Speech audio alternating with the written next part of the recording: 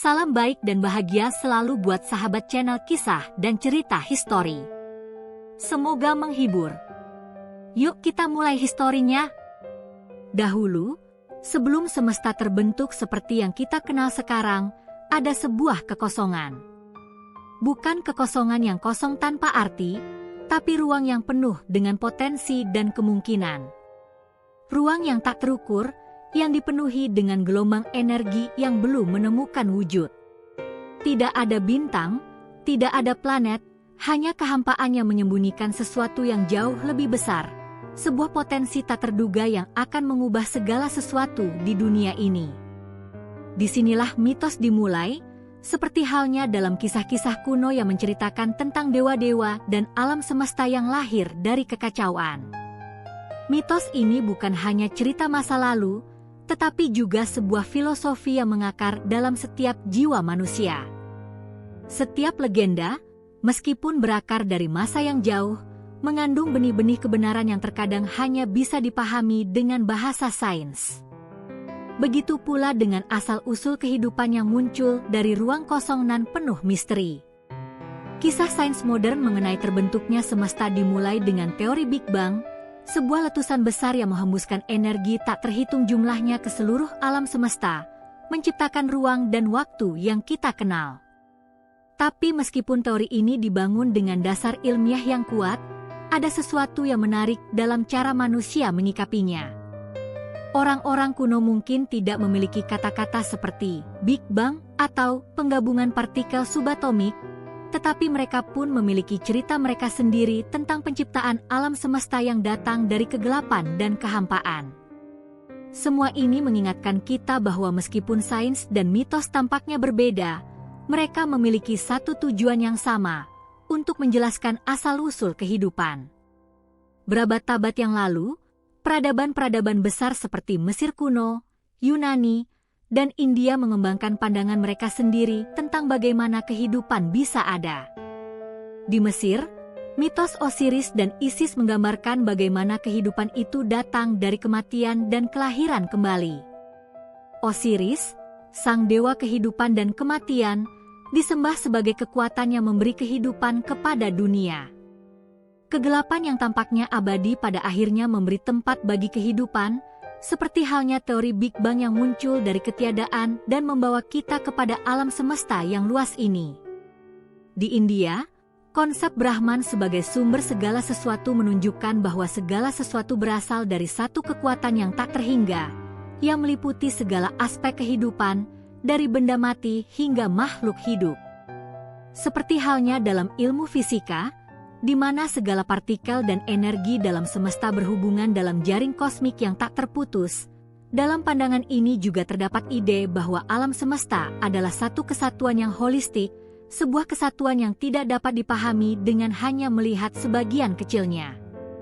Namun, perbedaan paling mencolok yang kita temui antara mitos dan sains adalah cara keduanya memandang waktu. Dalam mitos, waktu seringkali dipandang sebagai siklus yang berulang. Semua akan kembali pada titik asal. Kehidupan, kematian, dan kelahiran kembali merupakan bagian dari satu siklus tak terputus. Tetapi, dalam sains, waktu dipandang linear, berawal dari satu titik, menuju masa depan yang tak dapat diprediksi. Sains mengajarkan kita bahwa semesta ini berusia sekitar 13,8 miliar tahun, dan bahwa setiap detik yang berlalu memperkenalkan perubahan yang tak dapat diprediksi. Bintang lahir dan mati, planet terbentuk dan hancur, dan kehidupan muncul dalam bentuk yang sangat beragam. Ada sesuatu yang sangat menakjubkan dari kenyataan bahwa kehidupan yang kita jalani sekarang merupakan hasil dari serangkaian peristiwa yang terjadi sejak saat itu, sejak ledakan besar pertama kali memercikan energi ke seluruh alam semesta. Namun, meskipun sains memberikan gambaran yang lebih terukur dan dapat dijelaskan tentang asal-usul kehidupan, kita tidak bisa mengabaikan kekuatan mitos yang mengilhami pandangan kita terhadap alam semesta. Mitos memberi kita makna, memberikan kita perspektif yang lebih luas tentang tempat kita dalam semesta ini. Sains memberi kita jawaban tentang bagaimana sesuatu bisa terjadi, tetapi mitos mengajarkan kita mengapa kita ada di sini. Mitos adalah cara kita menceritakan kisah-kisah yang lebih dalam, kisah-kisah yang menggugah perasaan dan pemahaman kita tentang eksistensi kita sebagai manusia. Kehidupan, dalam pandangan sains, adalah hasil dari reaksi kimia dan fisika yang terjadi pada awal mula semesta. Proses-proses seperti pembentukan molekul organik yang sederhana, yang kemudian berevolusi menjadi struktur yang lebih kompleks, akhirnya menghasilkan makhluk hidup seperti yang kita kenal sekarang. Proses ini terjadi dalam miliaran tahun, namun pada dasarnya, kehidupan di bumi adalah kisah panjang tentang keberlanjutan dan perubahan. Namun, kita juga seringkali dihadapkan pada pertanyaan besar, apa makna dari semua ini? Apakah kita hanya sekadar reaksi kimia dan fisika yang terjadi secara kebetulan?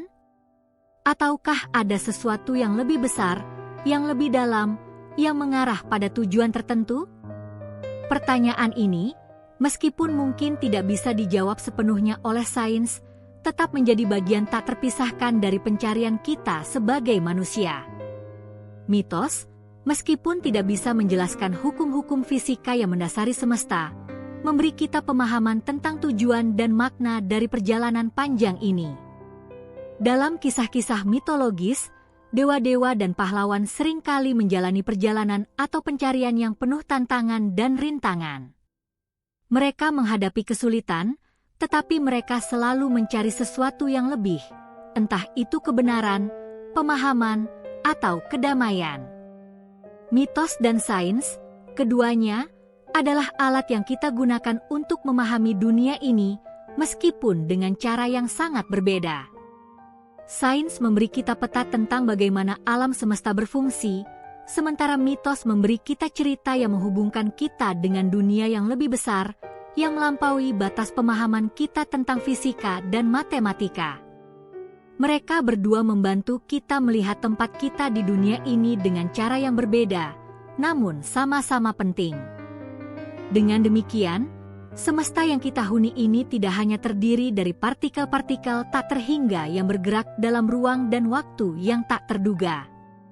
Ia juga penuh dengan makna, penuh dengan cerita-cerita yang menghubungkan kita dengan alam semesta ini dalam cara yang lebih mendalam dan lebih pribadi. Sebuah semesta yang dibangun dari mitos dan sains, yang saling melengkapi dan memberikan kita pemahaman yang lebih luas tentang asal-usul kita dan tujuan kita di dunia ini.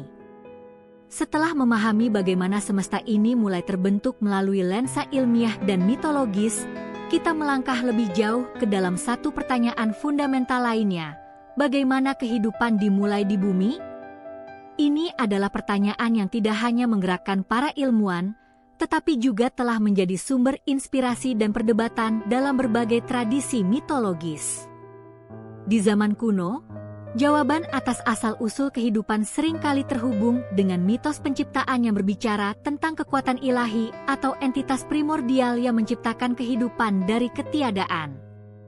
Dalam mitologi Yunani, ada cerita tentang Gaia, ibu bumi, yang melahirkan segala bentuk kehidupan, termasuk para dewa dan makhluk hidup. Mitos ini mencerminkan pandangan bahwa kehidupan muncul sebagai hasil dari kehendak atau kekuatan yang lebih tinggi yang mengendalikan alam dan segala isinya. Namun, seiring dengan berkembangnya pengetahuan ilmiah, pandangan ini mulai berubah. Di abad ke-19, ilmuwan seperti Charles Darwin mulai memberikan penjelasan yang lebih rasional mengenai asal-usul kehidupan melalui teori evolusi. Darwin mengusulkan bahwa kehidupan tidak muncul begitu saja dari kekuatan ilahi atau entitas luar biasa, tetapi melalui sebuah proses panjang yang melibatkan perubahan bertahap dari generasi ke generasi. Di dalam On the Origin of Species yang diterbitkan pada tahun 1859, Darwin menjelaskan bahwa makhluk hidup berkembang melalui seleksi alam, di mana individu-individu yang memiliki sifat-sifat yang lebih menguntungkan bagi kelangsungan hidup mereka akan lebih mungkin untuk berkembang biak dan mewariskan sifat-sifat tersebut. Meski teori ini sangat kontroversial pada masanya, terutama karena bertentangan dengan pandangan agama yang dominan di banyak budaya, teori evolusi memberikan pemahaman baru yang jauh lebih logis tentang bagaimana kehidupan dapat berkembang dari bentuk kehidupan yang lebih sederhana. Namun, meskipun teori ini memberikan gambaran jelas tentang bagaimana kehidupan dapat beradaptasi dan berkembang, ia tidak langsung menjelaskan bagaimana kehidupan pertama kali muncul di bumi. Disinilah ilmu pengetahuan bertemu dengan misteri yang lebih dalam. Sementara sains telah menunjukkan bagaimana spesies bisa berevolusi dari satu bentuk kehidupan ke bentuk lainnya, asal mula kehidupan, proses bagaimana molekul sederhana berubah menjadi makhluk hidup yang bisa bereplikasi dan berkembang, masih menjadi misteri besar. Salah satu teori yang paling terkenal tentang asal-usul kehidupan adalah teori abiogenesis, yang menyatakan bahwa kehidupan pertama kali muncul dari zat-zat kimia yang ada di bumi primitif, yang berinteraksi dalam kondisi yang sangat berbeda dari yang kita kenal sekarang. Teori abiogenesis pertama kali diajukan oleh ilmuwan seperti Alexander Oparin pada tahun 1920-an. Oparin mengemukakan bahwa di awal sejarah bumi, planet ini dikelilingi oleh atmosfer yang kaya akan gas-gas seperti amonia, metana, dan hidrogen yang dapat bereaksi membentuk molekul-molekul kompleks yang akhirnya membentuk bahan-bahan dasar kehidupan. Salah satu eksperimen yang paling terkenal yang mendukung teori ini adalah eksperimen Stanley Miller pada tahun 1953, di mana ia mensimulasikan kondisi atmosfer bumi purba di laboratorium dan menghasilkan asam amino, komponen penting dari protein. Hasil eksperimen ini mengindikasikan bahwa bahan-bahan yang membentuk kehidupan dapat terbentuk secara alami melalui proses kimiawi. Namun, meskipun eksperimen ini memberikan bukti bahwa bahan dasar kehidupan dapat terbentuk secara alami, bagaimana molekul-molekul tersebut kemudian berkembang menjadi makhluk hidup yang berfungsi dan dapat bereproduksi masih belum sepenuhnya dipahami. Beberapa ilmuwan mengemukakan teori bahwa kehidupan bisa dimulai di tempat-tempat yang lebih ekstrim, seperti dasar laut dekat ventilasi hidrotermal, di mana panas dan energi kimia dari bumi dapat mempercepat reaksi kimia yang menghasilkan molekul-molekul penting untuk kehidupan. Di sisi lain, dalam banyak mitos kuno, asal-usul kehidupan seringkali melibatkan elemen-elemen yang lebih magis atau metafisik. Dalam mitologi Mesir kuno, kehidupan pertama kali dimulai dari air yang memancar keluar dari kekosongan kosmik, dan Dewa Atum menciptakan kehidupan dari kehampaan tersebut. Di banyak budaya, air sering dianggap sebagai elemen dasar dari kehidupan, sebuah gagasan yang juga ditemukan dalam teori ilmiah modern tentang bagaimana kehidupan bisa muncul dari reaksi kimiawi di laut purba. Dalam mitologi Hindu, kisah asal-usul kehidupan melibatkan dewa-dewa yang menciptakan berbagai bentuk kehidupan dari kekosongan atau dari unsur-unsur alam seperti api, air, dan udara. Kisah ini menggambarkan bahwa penciptaan kehidupan bukanlah peristiwa acak, tetapi hasil dari kehendak yang sangat teratur dan penuh makna. Banyak cerita dalam mitologi ini menggambarkan bagaimana makhluk hidup tidak hanya ada karena kebetulan, tetapi sebagai bagian dari siklus alam semesta yang lebih besar, yang menghubungkan semua kehidupan dalam satu kesatuan yang harmonis. Seiring berjalannya waktu, pandangan ilmiah dan mitologis tentang asal-usul kehidupan mulai saling berinteraksi. Meskipun sains belum sepenuhnya menjelaskan bagaimana kehidupan pertama kali muncul, penemuan ilmiah yang lebih baru, seperti keberadaan mikroba yang dapat hidup di kondisi ekstrim, semakin mendekatkan kita pada pemahaman yang lebih luas tentang kemungkinan asal-usul kehidupan. Begitu juga, meskipun mitos-mitos tersebut tidak bisa diuji secara ilmiah, mereka mencerminkan pencarian mendalam manusia akan arti kehidupan dan tempatnya di alam semesta. Pencarian untuk memahami asal-usul kehidupan ini membawa kita pada pemahaman yang lebih dalam tentang hubungan antara manusia dan semesta. Dalam banyak mitos, kehidupan dianggap sebagai bagian dari sesuatu yang lebih besar, suatu kehendak atau energi kosmik yang mengatur dan memberi tujuan pada segala hal. Dalam sains, meskipun kita memahami bahwa kehidupan adalah hasil dari proses alami yang bisa dijelaskan melalui hukum-hukum alam, banyak ilmuwan yang mengakui bahwa misteri kehidupan, seperti bagaimana kesadaran muncul, tetap menjadi teka-teki besar yang belum bisa dijelaskan sepenuhnya. Kisah kehidupan dan asal-usulnya mengingatkan kita bahwa meskipun kita telah membuat kemajuan besar dalam pemahaman ilmiah kita, ada banyak hal yang masih tersembunyi dalam alam semesta. Mitos-mitos kuno dan penemuan ilmiah modern sama-sama berusaha memberi kita wawasan tentang tempat kita di dunia ini, meskipun melalui cara yang sangat berbeda. Mitos memberikan kita gambaran tentang makna yang lebih dalam, sementara sains mengajak kita untuk memahami bagaimana mekanisme alam semesta bekerja. Bagian kedua dari perjalanan kita ini mengungkapkan bahwa pencarian manusia tentang asal-usul kehidupan adalah perjalanan panjang yang melibatkan mitos, filsafat, dan sains. Meskipun sains telah membawa kita lebih dekat untuk memahami banyak hal, kita juga menyadari bahwa ada banyak misteri yang masih belum bisa dijelaskan. Dengan demikian, pencarian ini tidak hanya berbicara tentang penemuan dan fakta, tetapi juga tentang makna dan tujuan yang lebih dalam, yang seringkali hanya bisa dipahami melalui cerita-cerita mitologis yang menyentuh inti dari eksistensi kita. Ketika kita melangkah lebih dalam ke dalam pemahaman kita tentang semesta dan kehidupan, kita dihadapkan pada sebuah pertanyaan besar yang terus menggema dalam hati manusia sepanjang zaman. Apa tujuan dari semua ini? Meskipun sains memberikan penjelasan tentang bagaimana semesta dan kehidupan terbentuk, bagaimana bintang-bintang lahir dan mati, atau bagaimana molekul-molekul hidup berkembang menjadi organisme yang kompleks, mitos-mitos kuno berusaha memberikan makna yang lebih dalam dan lebih filosofis tentang keberadaan kita. Pada titik ini, kita mulai menyadari bahwa meskipun sains dan mitos sering dianggap sebagai dua hal yang terpisah, keduanya sebenarnya berusaha mencari jawaban atas pertanyaan yang sama, dengan cara yang sangat berbeda.